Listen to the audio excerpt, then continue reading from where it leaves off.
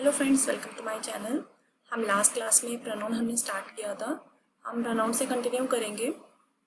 मैंने प्रोनाउन में आपको मैं बता देती हूँ कहाँ तक मैंने पढ़ाया था। एक बार हम रिवीजन करके आगे स्टार्ट करते हैं। प्रोनाउन का मेन पार्ट पिछले क्लास में आपको पढ़ाया था, लास्ट क्लास में। अगर आपने रिवाइज नहीं किया तो एक बार रिवाइज करके आ जाना, वरना आपको समझ नहीं आएगा। काफ़ी इंपॉर्टेंट चीज़ें आपको बताई थी मैंने। जैसे प्रोनाउन में क्या बताया था, जो नाउन को हटा के हम यूज़ करते हैं उसको हम प्रोनाउन कहते हैं। बार बार नाउन हम यूज़ नहीं कर सकते। अभी तक आपने नाउन और सब्जेक्टिव वर्ब एग्रीमेंट नहीं पढ़ा तो गाइस आप एक बार देख के आना, क्योंकि एकदम से आप यहाँ पे आए हो तो आपको ऐसे समझ में नहीं आएगा। ओके। हमने नाउन पढ़ा दिया, सब्जेक्ट वर्ब एग्रीमेंट पढ़ा दिया। इससे पहले भी एक प्रोनाउन का क्लास हो चुका है। ये हमारा सेकेंड क्लास है प्रोनाउन का। ओके गाइस, तो यहाँ पे नाउन के प्लेस में बार बार नाउन हम प्लेस नहीं कर सकते, उसके जगह पे कुछ यूज़ करते हैं, उसको कहते हैं प्रोनाउन। ठीक है, ताकि हमारे नाउन का रिपीटेशन ना हो। ओके गाइस, तो हमने टाइप्स पढ़े थे, कितने टाइप्स के होते हैं।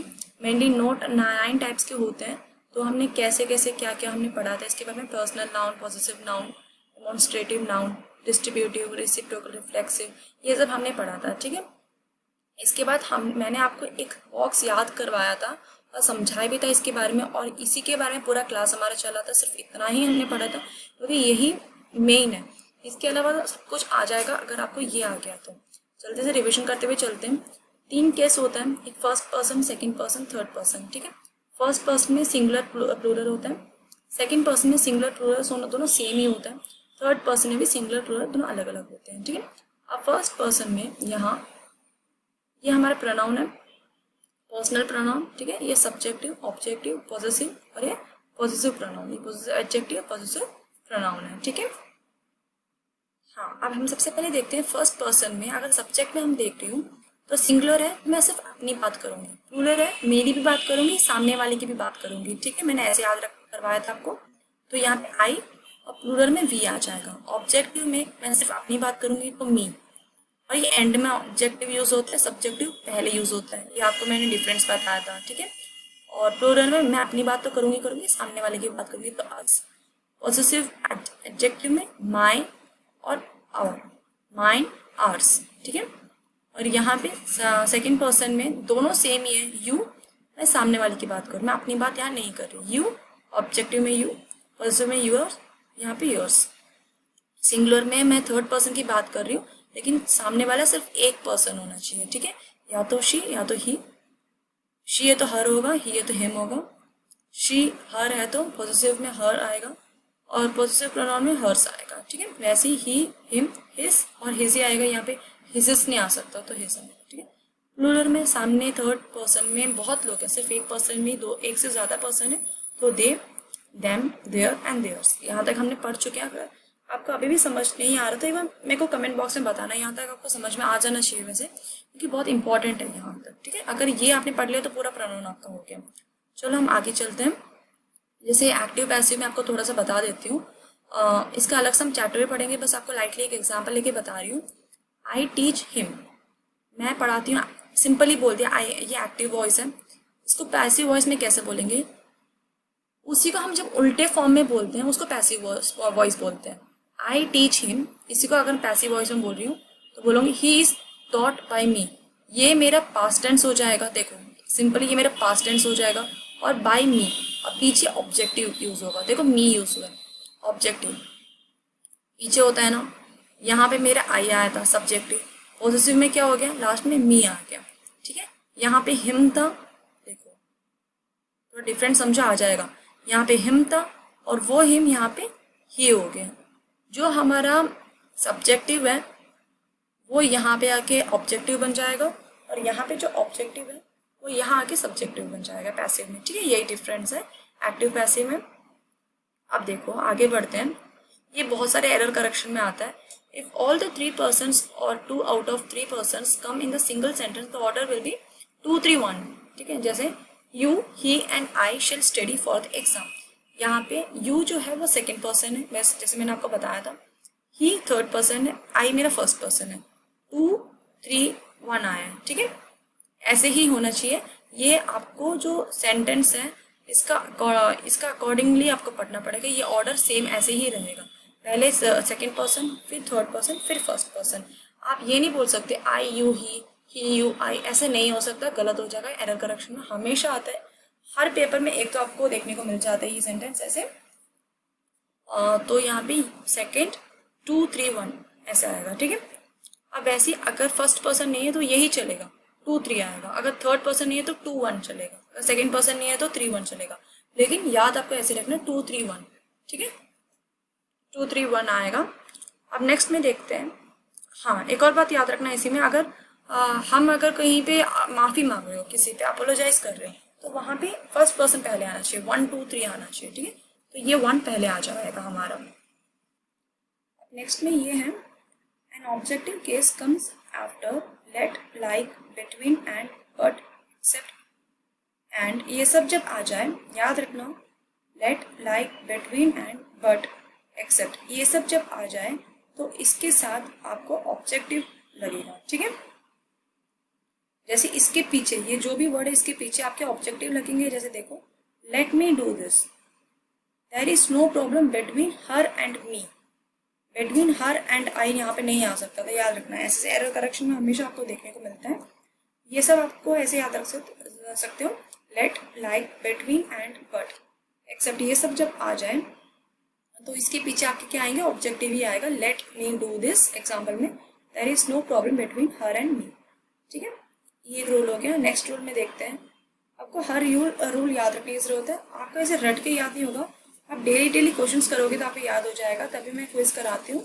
क्विज में अभी तक आप ज्वाइन नहीं हुए तो टेलीग्राम ग्रुप नीचे लिंक में डाल देती हूँ, डिस्क्रिप्शन बॉक्स में, आप ज्वाइन हो सकते हैं, ठीक है। अब नेक्स्ट है, नेक्स्ट रूल है, if there is a comparison between two nominative cases, the pronoun of the nominative case is used after as, then.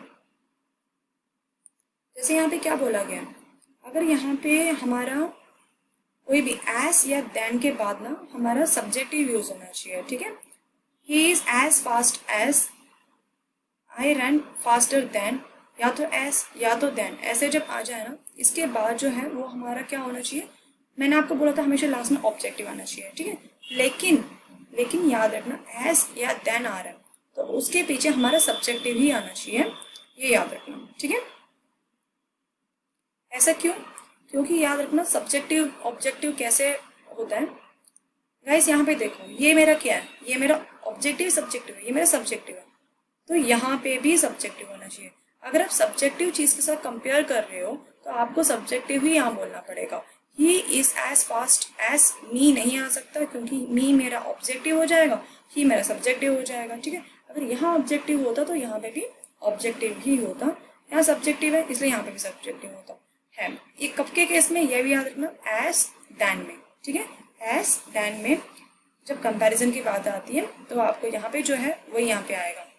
बोलने का मतलब ये है, ही है तो यहाँ ही नहीं आएगा, यहाँ पे सब्जेक्टिव है तो यहाँ पे सब्जेक्टिव आएगा, यहाँ ऑब्जेक्टिव है तो यहाँ पे ऑब्जेक्टिव आएगा, ठीक है। अब नेक्स्ट चलते हैं, हम इट में कहाँ कहाँ कैसे कैसे यूज होता है ये हम देखते हैं जरा।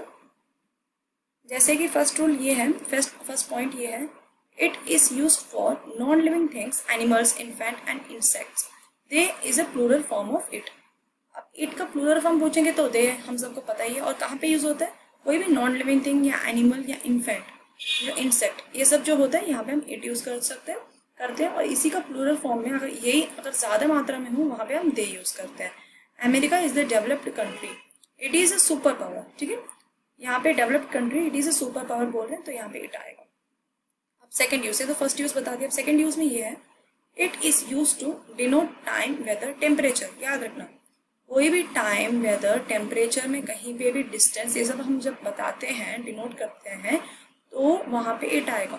कोई भी नेचुरल इवेंट होता हो, कहीं पे भी कुछ भी नेचुरल इवेंट होता हो, जैसे टाइम, वेदर, टेम्परेचर, डिस्टेंस, ये सब कभी भी नेचुरल इवेंट होता हो तो वहाँ पे भी इट हम यूज करेंगे, ठीक है। It is raining, it is morning, it is 6 o'clock, it is March, इन सब में हम इट ही यूज करेंगे। वहां पे आप इट की जगह कुछ और यूज मत करना। याद रखना कब कोई भी टाइम, वेदर, टेम्परेचर, डिस्टेंस, ऐसे कोई भी नेचुरल इवेंट हो जो अपने आप से घटती हो, ठीक है। कोई भी डिस्टेंस हो आप अपने आप से ही तो होता है ना, कोई भी डिस्टेंस, आपका टाइम, वेदर, टेम्परेचर, इसमें हमारा कंट्रोल नहीं होता, इसमें नेचर का कंट्रोल होता है। तो ऐसे चीजों में उसके आगे इट आएगा सेंटेंस बोलते टाइम, ठीक है। थर्ड पॉइंट बताती हूँ, इट, यहाँ इफ नहीं है, यहाँ इट होगा। It is used in the sentence as a subject to emphasise the noun और द प्रोनाउन। क्या समझ आया आपको? यहाँ मैंने फर्स्ट सेंटेंस में बोला कि इट जो है वो नॉन लिविंग थिंग के लिए यूज होता है, एनिमल, इन्फेंट, इंसेक्ट के लिए। सेकंड में आपको ये बोला था नेचर, वेदर के लिए, जो भी अपने आप से घटता है, टाइम, वेदर, टेम्परेचर, डिस्टेंस, इन सब में इट यूज होता है। अब थर्ड में मैं ये बोल रही हूँ सब्जेक्टिव में भी यूज होता है। कैसे? किसी चीज को एम्फसाइज कर रहे हैं। एम्फसाइज मतलब किसी चीज में सब्जेक्टिव में हम जोर डाल रहे हैं। इस यहाँ पे देखो, it was he who made this mistake. यहाँ पे मिस्टेक किया ये प्रॉब्लम नहीं है, यहाँ पे ये मेन एम्फसाइज कर रहे हैं कि किसने किया। इट वॉज ही, यही वो लड़का है जिसने ये मिस्टेक किया है। ठीक है, तो यहाँ पे इट यूज करेंगे, मतलब it was he who made this mistake, यहाँ पे इट आएगा। ठीक है गाइस, ये याद रखना, जब भी हम एम्फसाइज करते हैं सब्जेक्ट को तो वहाँ पे इट आएगा। अब सेंटेंस करते करते आपको ये समझ में आ जाएगा, लेकिन इंपॉर्टेंट पॉइंट है, आपको याद रखना चाहिए। इट के बारे में 3 पॉइंट समझ में आ गया होगा। इट हम नॉन लिविंग थिंग के लिए यूज करते हैं, एनिमल्स, इन्फेंट के लिए। इसका जो प्लूरल फॉर्म है वो हमारा दे होता है। और हमारा ये सेकंड पॉइंट ये है कि हम टाइम, वेदर, टेम्परेचर, डिस्टेंस का हम यूज करते हैं कोई भी नेचुरल इवेंट में। It is raining, it is morning, ऐसे। उसके बाद थर्ड पॉइंट में मैंने आपको ये बताया था कि हम सब्जेक्टिव में भी यूज होते हैं अगर किसी चीज को एम्फसाइज कर रहे हो, तो सब्जेक्ट को एम्फसाइज कर रहे हैं तभी हम इट यूज कर रहे हैं, इट है, इफ नहीं है। ठीक है, अब हम पढ़ेंगे difference between this and it. हम हमेशा कंफ्यूज हो जाते हैं, इट इज अ बुक बोले या दिस इज अ बुक बोले, दिस इज अ पेन बोले या इट इज अ पेन बोले। ठीक है, इट इज मॉर्निंग बोले, दिस इज मॉर्निंग बोले। खैर मॉर्निंग का तो बता दिया मैंने आपको। टेम्परेचर, वेदर, ये सब जब आता है इसमें इट होना चाहिए। यहाँ पे डिफरेंस बताती है दिस एंड इट का। अब ध्यान देना, this is used, this is used to point out towards a person or thing for an introduction of a person, or when the singular object or person is placed at the near या distant। ठीक है, समझ आया? बोलने का मतलब ये है, दिस हम तब यूज करते हैं कोई भी पर्सन के लिए, थिंग्स के लिए, कभी उसे इंट्रोडक्शन की जरूरत हो, उसे इंट्रोडक्शन देना हो, उसके बारे में कुछ बताना हो, तब हम दिस यूज करते हैं। और वो जब सिंगुलर हो, ठीक है, वो ऑब्जेक्ट या प्लेस वो सिंगुलर, तब हम यूज करते हैं। जैसे दिस इज अ पेन, ये पेन है। ठीक है, सामने पड़ा होगा दिस इज अ पेन। यहाँ पे इट यहाँ पे यूज नहीं हो सकता। ठीक है, यहाँ पे इट इज अ पेन, यहाँ पे it is a pen, it is a book नहीं यूज हो सकता। ठीक है, this is a book, this is a pen, ऐसे ही यूज हो सकता है। अब आगे ये बोला गया, it is a pronoun and hence a noun can not used after it, as pronoun and noun can not be come together. मैंने आपको पहले ही बता दिया था, नाउन की जगह पे हम प्रोनाउन यूज करते हैं। ठीक है, नाउन की रिपीटेशन ना हो, ये आपको पहले ही मैंने बता दिया फर्स्ट क्लास में, और ये अभी भी बताया था स्टार्ट करते हैं। नाउन को हम इसको नाउन को हटाने के लिए हम प्रोनाउन यूज करते हैं, इसलिए दोनों साथ में नहीं आएंगे। अब देखो, इट बुक इज माइन, ऐसे गलत है, लेकिन इट इज माई बुक ये सही है। ऐसे क्यों नहीं हो सकता? मतलब इट बुक इज माइन क्यों नहीं हो सकता, बताओ? आपको पता होना चाहिए, मैंने आपको यहाँ पे एक्सप्लेन कर दिया था। मेरे को कमेंट बॉक्स में बताना आप ये चीज़। ठीक है, अगर समझ ना आए तो मैं बता दूँगी, कोई टेंशन वाली बात नहीं है, लेकिन एटलीस्ट आप कोशिश करो, इसको ट्राई करो, क्योंकि मैंने आपको पहले बता चुकी हूँ ऐसे एग्जाम्पल लेके। नेक्स्ट देखते हैं, ये बहुत इंपॉर्टेंट है गाइस, पॉसेसिव प्रोनाउन मीनिंग। इसका देखो, जैसे माइन का मतलब होता है माई और प्लस नाउन। ठीक है, याद रखना, माइन का मतलब क्या होता है? माई प्लस नाउन। आवर्स का मतलब क्या होता है? Our plus noun. योर्स का मतलब your plus noun. His plus noun. Her plus noun. Their plus noun. ये क्यों? ये आपको लग रहा हो ये क्या बोल रही है, ये क्या है? ये तो सबको पता ही है, लेकिन ये क्या है, क्यों है, ये मैं आपको नेक्स्ट क्लास में बताऊंगी। यहाँ तक आप अच्छे से पढ़ लेना। नेक्स्ट क्लास में हम इसके बारे में पढ़ेंगे। मैं कंटिन्यू इसलिए नहीं कर रही क्योंकि यहाँ तक आपको समझ में आ जाना चाहिए। प्रोनाउन है, हम ग्रामर को इजी वे में आराम से लेके जाएंगे, जल्दी से कवर अप हो जाएगा गाइस। आप अच्छे से लगे रहो, ऑल द बेस्ट। ठीक है, अभी तक सब्सक्राइब नहीं किया तो सब्सक्राइब कर लेना गाइस, लाइक कर देना, शेयर करना गाइस, शेयर करना मत भूलना। चलो ठीक है, bye bye, take care, good night.